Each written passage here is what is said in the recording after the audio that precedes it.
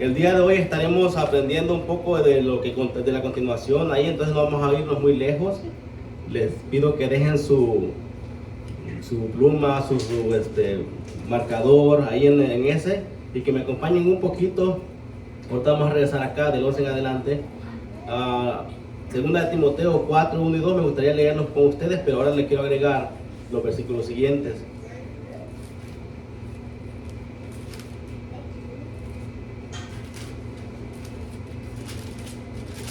Segunda de Timoteo. Sí, hermano. Me gustaría compartir con ustedes nuevamente estos versículos, pero le voy a agregar los 2 más o 3 más, solamente para que los estemos leyendo, y ahorita vamos a continuar con este tiempo. ¿Estamos todos ahí? Segunda Timoteo 4. En lo que lleguen ahí, me gustaría hacerlos recordar algo. Creo que en muchas ocasiones en la vida cristiana, o a lo mejor sin ser cristianos, pero todos podemos recordar en muchas ocasiones a nuestros padres hablándonos a nosotros, o siendo hijos, escuchando de ellos, a veces tomando cualquier oportunidad para enseñarnos algo. Muchas veces nuestros papás les estábamos ayudando a hacer cualquier cosa, y ellos tomaban ese momento y nos enseñaban a hacer lo demás, ¿no? Yo recuerdo mucho tiempo, que hace muchos años atrás, cuando estábamos con mi papá comenzando a preparar la tierra, él se tomaba el tiempo para decirme: mira, esto va así, luego va a crecer, luego hay que abonar, y me enseñaba. Bueno, nosotros como padres en nuestro hogar, a lo mejor ya siendo cristianos, los que ya han conocido de Cristo, a lo mejor alguna vez su hijo le preguntó: oye papá, pero ¿por qué se meten al agua? Oye mamá, pero ¿por qué hacen esto en la iglesia? Y a lo mejor en ese momento tomaron la oportunidad y le comenzaron a enseñar las cosas bíblicas, ¿verdad? Lo que nosotros conocemos de Cristo, y que ellos comiencen a comprender lo que es estar en los brazos del Señor, y que algún día puedan entregarle su vida a Cristo, ¿verdad? Tomando toda oportunidad para predicar el Evangelio. Es lo que nos corresponde a nosotros. Al igual que muchas veces nuestros padres nos enseñaban otras cosas diferentes, pero nosotros como cristianos no tenemos que dejar pasar ninguna oportunidad para enseñar el Evangelio a la otra persona, ya sea nuestro familiar cercano, un desconocido o un amigo, pero tomar la oportunidad. Hace unas 2 semanas atrás o 3, creo, me llamó un amigo desde mucho tiempo que lo conozco, pero nunca le había compartido la palabra, y este muchacho me preguntaba, me hacía preguntas por una predicación que yo le compartí, que dije hace unos cuantos meses atrás. Y dice: oh, sí, estoy de acuerdo con lo que dice, y me comenzó a decir algunas partes que le habían gustado. Y yo tomé el tiempo prácticamente para mostrarle, ¿verdad?, el Evangelio a él, tomando cualquier oportunidad para poder uno compartirles la palabra del Señor. A lo mejor en ese momento no van a aceptar a Cristo, pero la semillita va quedando sembrada y va a crecer en su corazón. Les comparto con ustedes, ya estamos en Timoteo. Amén. Amén. Versículo 1 dice: te encarezco delante de Dios, y es Pablo, ¿verdad?, y del Señor Jesucristo, que juzgará a los vivos y a los muertos en su manifestación y en su reino, que prediques la palabra, que instes a tiempo y fuera de tiempo, redarguye, reprende, exhorta con toda paciencia y doctrina, porque vendrán tiempos cuando no sufrirán la sana doctrina, sino que teniendo comezón de oír, se amontonarán maestros conforme a sus propias concupiscencias, y apartarán de la verdad el oído, y se volverán a las fábulas. Pero tú, sé sobrio en todo, soporta las aflicciones, haz obra de evangelista, cumple tu ministerio. ¿Para quién es esa palabra? ¿Solamente para Timoteo? ¿O nos concierne a cada uno de nosotros hacer esto? Ahora, ¿qué es predicar la palabra? ¿Qué es la predicación? Muchos hemos dicho, la predicación son las buenas nuevas. Pero yo te puedo dar buenas nuevas de muchas cosas que están pasando en el mundo ahorita mismo, y malas también. Pero de eso se trata las buenas nuevas del Evangelio del Señor Jesucristo, de compartir cualquier experiencia buena que pase en el mundo, o que construyeron un mall, o que hicieron algo diferente. La palabra predicar, y lo que es predicación, es proclamar, testificar y exaltar a Jesucristo. Si hacemos eso nosotros en nuestras vidas, estamos predicando bien el Evangelio, estamos trayendo bien la palabra del Señor a las personas, a nuestras familias y a los demás. Pero, ¿será que algunas veces podemos decir, es que no puedo hacerlo porque me da pena? Pero los apóstoles tuvieron un buen tiempo esperando que el Espíritu Santo viniera. Y claro que sí tenían miedo, pero ¿saben por qué? Porque aún el Espíritu Santo no venía a ellos. Pero nosotros tenemos la promesa, y esta promesa se cumple en nosotros. Tenemos en nosotros al Dios Todopoderoso, que nos da las fuerzas para poder proclamar las verdades de Jesucristo, testificar a otros y exaltar su nombre. Pero ¿por qué es tan importante hacer esto? Tiene muchos niveles de importancia. Uno de los más importantes es cuando Jesucristo mismo nos lo da como un mandato. Es un mandato que nos da a nosotros como cristianos, como sus discípulos, como sus seguidores. En Mateo 28, del 18 al 20, ¿alguien se sabe la gran comisión? ¿Qué nos manda a hacer Él a nosotros? Ir por todo el mundo, predicar el Evangelio a toda criatura, ¿verdad? No a mis conocidos solamente, sino que en todo momento y en todo lugar. Si estamos en tiempo, lo vamos a hacer. Pero ¿qué pasa si no estamos a tiempo? ¿Qué decía aquí la palabra del Señor? Hasta fuera de tiempo, en todo momento, en todo lugar, estando listos y preparados. Pero ¿cómo vamos a estar listos y preparados para cumplir este ministerio? Alguien nos decía que tenemos que leer la palabra y saber lo que está ahí escrito, aplicarlo en nuestras vidas, compartirlo con otros.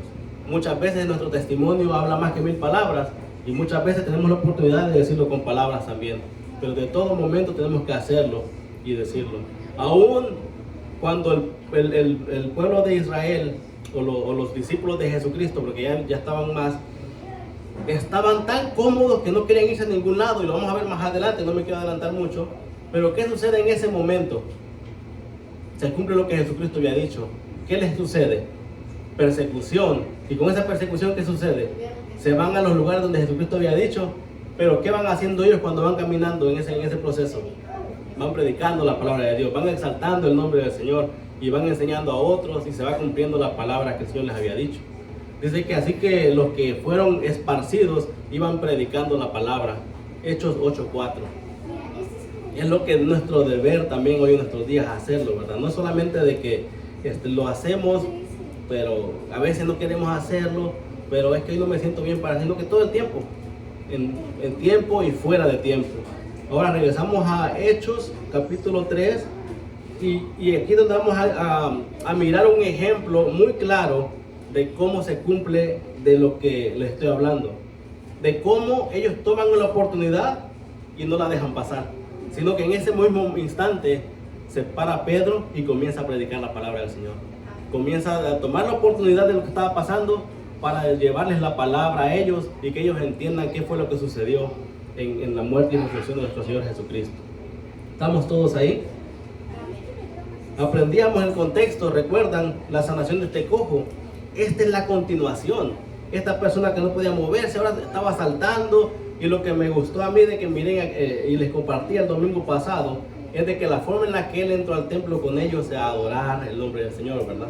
A proclamar su grandeza. Pero aquí vamos a mirar más detalles de lo que sucedió, y algo que nos va a aclarar más lo que estamos mirando de este caso en específico. El versículo 11 dice: y teniendo asidos a Pedro y a Juan, el cojo que había sido sanado, todo el pueblo atónito concurrió a ellos al pórtico que se llama de Salomón. Ahora, es bonito que en el anterior nos dice que entró con ellos, y podemos mirar la reacción de esta persona agarrado, aseado de ellos, de los apóstoles, y prácticamente yo creo que es un sentido de él que cualquiera sentiría por alguien que hizo por ti algo muy grande.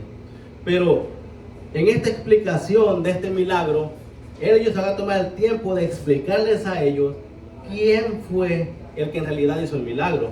Porque puede ser de que muchos de ellos estaban pensando en que ellos sanaban. Como muchas veces en nuestros tiempos hay la confusión de que, ahora va a venir aquí la persona que sana, hay que ir todos al estadio, no hay que ir todos a este lugar para recibir sanación. Pero no es así. Ellos no van a dejar pasar la oportunidad para explicarles claramente qué fue lo que sucedió y cómo sucedió y quién lo hizo.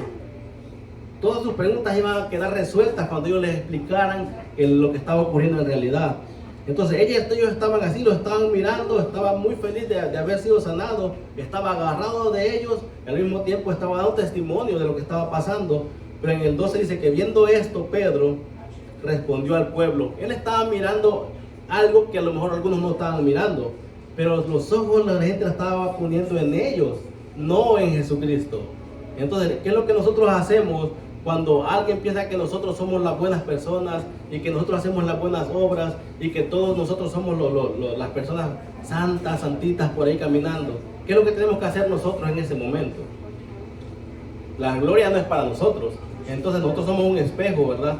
Si la gente ve algo bueno en nosotros, tenemos que exaltar el nombre de Cristo, de que es por medio de Él que lo estamos haciendo. Si la gente algún día se está confundiendo porque tú estás haciendo bien para ellos, tú tienes que guiarlos a que vean en realidad quién está trabajando en tu vida. Y no que te vean a ti siendo la buena persona, sino que vean a Cristo y exaltar a Cristo siempre. Nosotros somos como la luna, aprendíamos hace tiempo atrás. No tenemos luz propia, nos alumbra Cristo. Cuando ellos ven nuestras buenas obras, ellos tienen que alabar a Dios, que es el que está haciendo las obras en nosotros. El Pedro respondió al pueblo y dijo: varones israelitas, ¿por qué os maravilláis de esto? ¿O por qué ponéis los ojos en nosotros, como si por nuestro poder o piedad hubiésemos hecho andar a este? Muchos estaban preguntando en ese momento: oye, ellos son los que sanan, ellos son los que lo hacen. No, él le hizo una pregunta con la cual le está metiendo prácticamente un anzuelo con el que los va a jalar y le va a comenzar, le está llamando su atención. Ahora él les va a hablar, les va a testificar de Cristo. Este se conoce como la segunda predicación de Pedro. Encontramos 3 en el libro de los Hechos y me llama mucho la atención. ¿Saben por qué? Porque Pedro, ¿saben quién fue? El que negó a Jesucristo. Muchos podrían decir: ¿y tú por qué te pones en ese plan de estarnos juzgando a nosotros si tú eres el primero que lo negó? ¿Cómo tienes valor ahora de testificarnos si tú lo negaste? Podría ser de que él mismo en su mente pensara: yo negué al Señor, ahora ¿cómo puedo predicar de que sean fieles a Él si yo fui el primero que no le fui fiel? Pero es que él había reconocido el perdón y el amor de Cristo. Él lo reconoció. Pero cuando Jesucristo está resucitado, Él lo visita. ¿Y saben qué le hace el Señor con él? Le pregunta: ¿me amas 3 veces? Como 3 veces lo había negado, Él le pregunta 3 veces si lo amaba. Y de mismo modo, Él le dice: apacienta mis ovejas. Porque Él reconoce de que estaba recibiendo el perdón de Dios en ese momento. Jesucristo lo estaba perdonando de todo lo que Él pensaba de que ya no puedo servirle, me regreso a mi trabajo como antes, ya soy una persona fracasada. No, el Señor dice: te amo, me ama, sírveme, trabaja para mí. Ahora Él, con todo la fuerza del Espíritu Santo y el valor, tiene en su boca el decir: ¿saben qué? Ustedes lo mataron, arrepiéntanse y vuelvan a Él. Porque ellos han recibido el perdón del Señor y han sentido el amor del Señor. ¿Alguna vez ustedes saben lo que es sentir el amor del Señor? Lo que es sentir que nos perdone, que nos haga nuevas criaturas y que estemos listos para servirle. ¿Han sentido eso alguna vez? Amén. El que no, ¿verdad? Podemos guiarlo en conocer al Señor también. Pero, ¿saben qué? Es lo mejor que puede pasar en nuestras vidas. Y vamos a ver más adelante también qué es lo que provoca en nuestras vidas. Pero ellos nos están guiando ahora a que reconozcan sinceramente quién fue el que hizo el milagro. No fuimos nosotros. Y me gusta lo que dice aquí Pedro, porque le dice: usted, como si por nuestro poder o piedad. Y esa palabra piedad, si lo vamos un poquito a desglosarla, significa como si nosotros fuéramos Dios para hacer ese milagro, o como si nosotros tuviéramos el poder de Dios de hacer el milagro. Y le dice: no es por eso, le dice, no es por nuestra piedad ni por nuestro poder. Nosotros no somos los que lo hicimos, pero ahora los voy a guiar a quien en realidad lo hizo. El siguiente versículo, el 13, dice: el Dios de Abraham, de Isaac y de Jacob, el Dios de nuestros padres, ha glorificado a su Hijo Jesucristo, Jesús, a quien vosotros entregasteis y negasteis delante de Pilato, cuando éste había resuelto poner en libertad. Y fíjense cómo él comienza. Si usted no sabe cómo predicar el Evangelio, lea una de estas predicaciones y va a tener una idea cómo ellos lo hacían. Y va a saber usted más o menos cómo guiar a la persona al arrepentimiento. Claro, no va a estar repitiendo lo que él dice, pero va a mirar la forma en la que lo han hecho los grandes apóstoles, ¿verdad?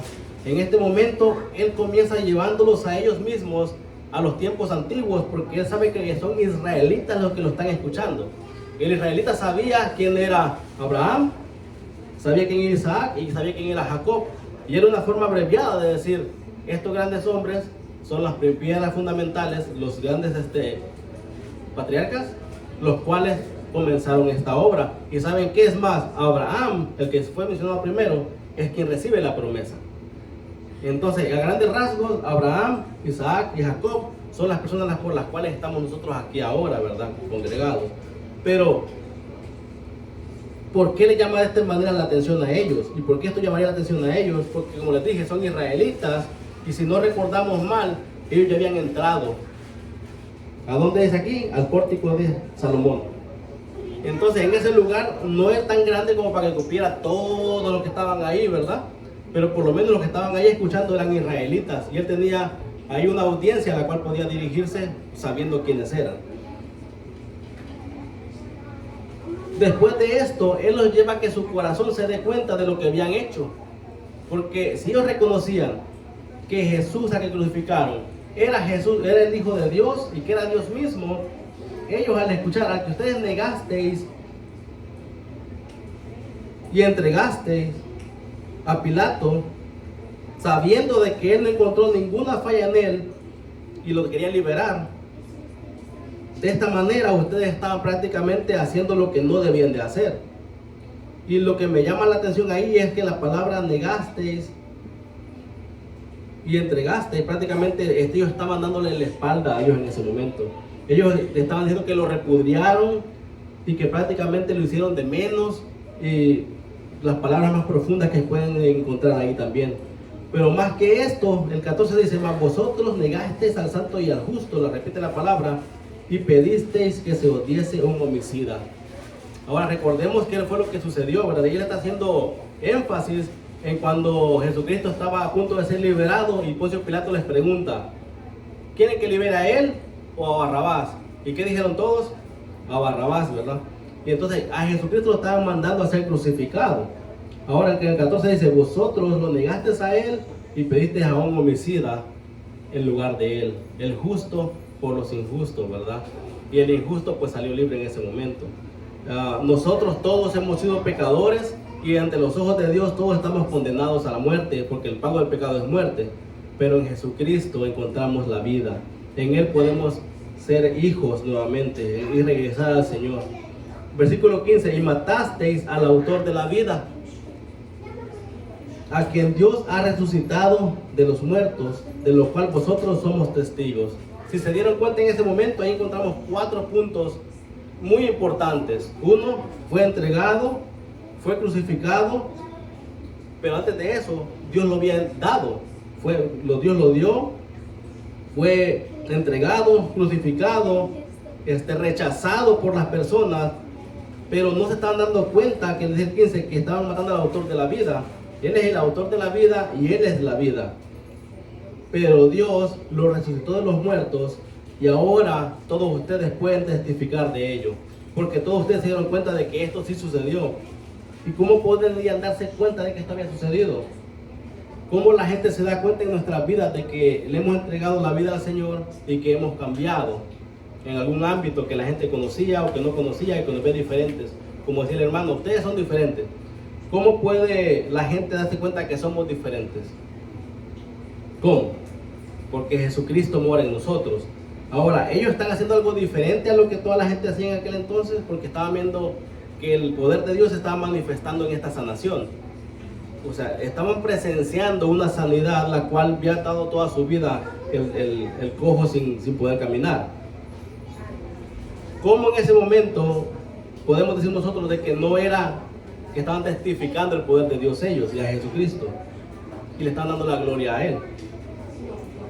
Ese es el trabajo que tenemos que hacer nosotros, de todo lo que hagamos, traerle la gloria al Señor y mostrarles quién es el Señor y mostrarles qué es lo que Él hizo, cómo Él lo hizo y para qué lo hizo. Y es lo que les estaba enseñando prácticamente en 2 pequeños versículos aquí. Pero ¿saben qué? Si nuestra fe no está puesta en Él, es imposible que todas estas cosas acontezcan. Si nuestra fe no está puesta en el Señor, es imposible que Él se manifieste. Necesitamos la fe para ser salvos, pero en este momento hay algo de admirar en este pasaje, porque la fe, ¿en quién estaba puesta en el momento de la sanidad? La fe del cojo no estaba puesta en nadie, pero la fe de Pedro y Juan estaba puesta en el Señor. Por nuestra fe, el Señor puede hacer milagros, aunque la otra persona no crea y sea incrédula. Pero por medio de ese milagro, la gente se va a dar cuenta de que Dios está siendo exaltado y a Dios a quien creemos nosotros. Y en otras ocasiones más, también se da el mismo acontecimiento en el cual la persona no muestra fe para ser sanado, pero es sanado porque el que está haciendo el milagro tiene fe plenamente en el Señor Jesucristo. Por eso es que en el versículo 16 dice: y por la fe en su nombre, a este que vosotros veis y conocéis, le ha confirmado su nombre, y la fe que es por él ha dado a este completa sanidad en presencia de todos vosotros. La fe que tenían puestos en el Señor hizo que este milagro se aconteciera.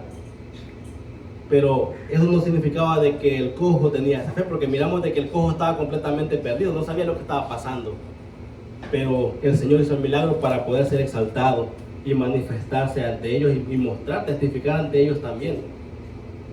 El versículo 17: mas ahora, hermanos, sé que por ignorancia lo habéis hecho, como también vosotros, vuestros gobernantes. El 18: pero Dios ha cumplido esto, lo que había antes anunciado por boca de todos sus profetas, que Jesucristo había de padecer. ¿Dónde encontramos estas palabras? Las encontramos en Isaías, cuando nos habla del siervo sufriente, cuando nos expone a Jesucristo que venía como este siervo sufriente a pagar por nuestros pecados, y no como el rey que esperaban ellos. Pero claro, en todo el Antiguo Testamento vamos a encontrar referencias de Jesucristo y de todo lo que Él había hecho conforme iban pasando los tiempos y cómo Él iba a venir y hacer su trabajo en la cruz del Calvario. Pero gracias a ese trabajo que Él hizo, es que ahora estas personas estaban testificando. Porque si Él no hubiera hecho todo esto y las promesas no hubieran sido cumplidas, hubiera sido en vano todo lo que estaban diciendo ahora mismo. Versículo 19: así que arrepentíos y convertíos, para que sean borrados vuestros pecados y para que vengan de la presencia del Señor tiempos de refrigerio. Cuando tú vas a predicar la palabra del Señor, lo que tú estás haciendo es que le estás mostrando las buenas nuevas por medio de proclamar su grandeza, su plan de salvación. Estás testificando lo que Él hace en tu vida, lo que hizo Él mismo, y estás exaltando su nombre, dándole toda la gloria a Él. Es lo que estábamos hablando. Ahora, ¿qué es lo que esto tiene que guiar a las personas a hacer? A arrepentirse. Si tú no lo estás guiando al arrepentimiento, entonces el trabajo está haciendo mal. Porque si Dios hizo todo esto y tú le dices: Dios te ama, continúa como eres, estamos testificando mal. Pero si todo lo que tú le estás diciendo lo va a guiar en amor al arrepentimiento, entonces nuestro trabajo está haciendo bien. Porque al final lo que la persona tiene que hacer es arrepentirse. Y al arrepentirse va a ser prácticamente convertido en un hijo del Señor. Si se arrepienten, van a darle la vuelta a su vida y van a caminar ahora en camino del Señor. Si nuestro punto de referencia es Jesucristo y el punto de ellos es el sentido contrario, al momento de predicarles, al creer en nosotros, en lo que nosotros les decimos de Jesucristo, ellos dan la vuelta y caminan junto con nosotros buscando a Jesucristo. Si no, está en sentido contrario completamente. Pero ¿por qué da estas palabras de que dice tiempos de refrigerio? Lo cual a mí me ha llamado mucho la atención, porque en muchas ocasiones hay personas de que usan este versículo para dar a entender, ¿verdad? Como, oye, haz estas cosas para que estés bien en tu vida. Pero estaba profundizando un poquito acá y encontré unas palabras que ahorita les voy a compartir. Pero si te arrepientes, te conviertes, y en ese momento tus pecados son borrados. Y ahora, después de que tus pecados han sido borrados, a ti van a venir de la presencia del Señor tiempos de refrigerio. Esa palabra que está ahí, lo que yo encontré es que es como una brisa fresca que da a ti en un día caluroso. Estas 2 semanas que han pasado han sido unas semanas súper calientes. Aquí yo creo que estaba la alerta de la temperatura, todo lo que da. ¿Qué pasa si un día de eso que tú estabas afuera bien sofocado, de repente viene una brisa fresca? ¿Qué es lo que se siente en ese momento? Se siente bien, ¿verdad?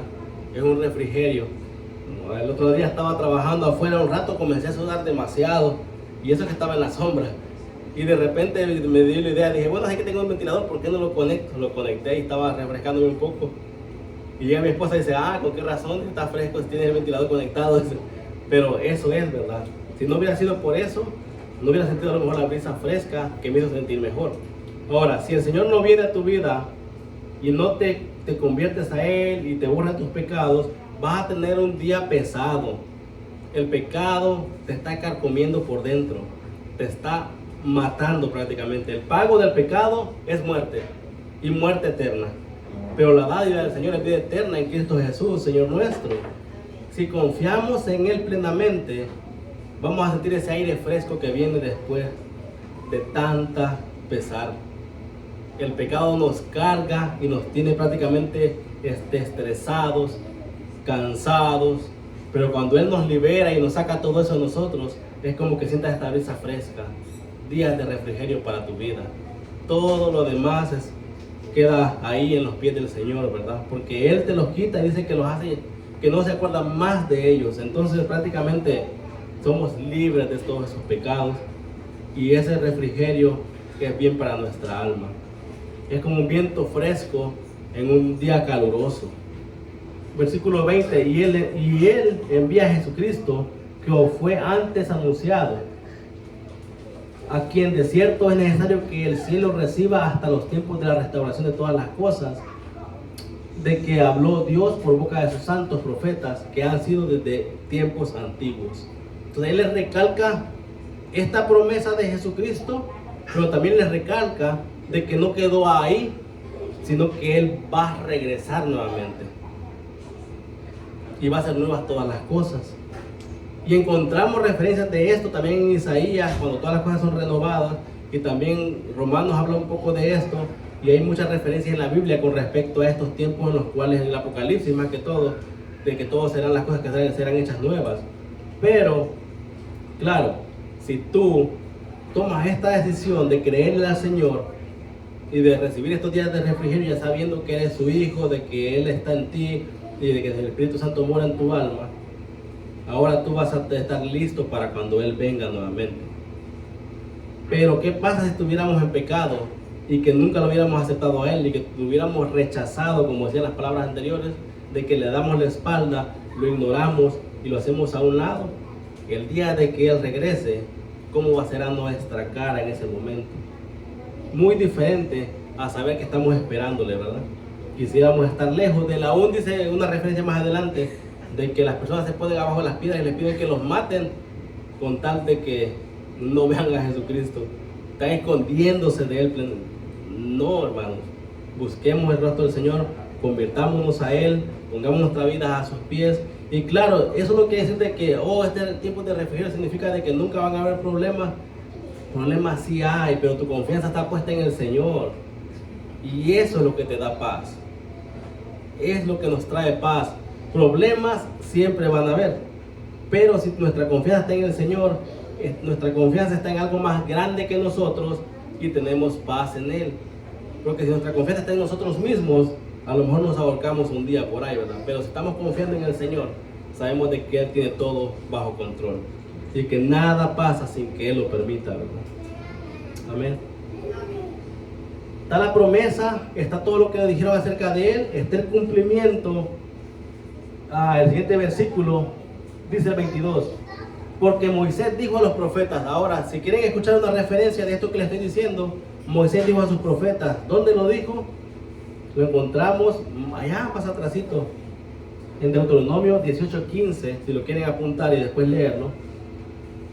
Moisés dijo a los padres: el Señor vuestro Dios levantará profeta de entre vuestros hermanos, como a mí, a Él oiréis en todas las cosas que os hable.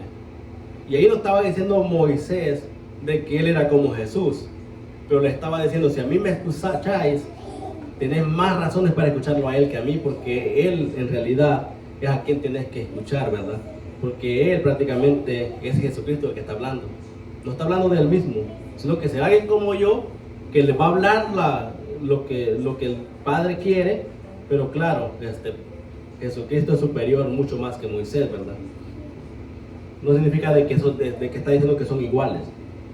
Versículo 23, y toda alma que no oiga a aquel profeta será desarraigada del pueblo, será desarraigada del pueblo. Muchas veces nosotros poner a predicar del amor de Dios, que ven como eres, que Dios es amor y que te va a perdonar después de todas las cosas, y mucha gente puede confundir y pensar de que solamente el amor.